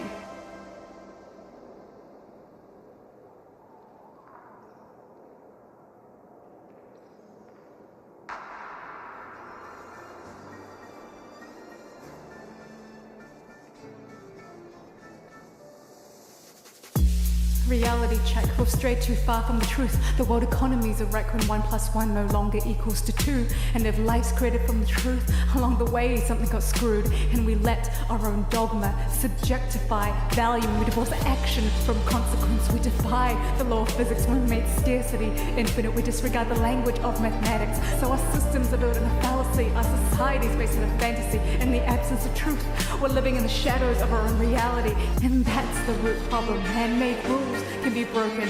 As our trust crumbles, so does the progress of our civilization. But one thing remains constant: no one can cheat nature. So why not use it to architect a stronger base layer? The most beautiful buildings engineered based on these consequences. Natural law drives rigor needed to build something enduring and compromising on principles that accounts for the flaws. Because when our lives are at stake, the gravity of truth cannot be ignored. So if our monetary systems were designed like structures, it would embody energy and matter, so the money itself matters. An unbreakable limit enforced by costliness of creation ensures the structure holds value for many generations. A rule-based system governed by maths builds a transparent ecosystem that can self-error correct. With no one in charge, no words are taken as fact. Only work from computation can actualize truth of timestamps, and like water flowing off a cliff down the path of gravity, computational energy makes time flow one way only.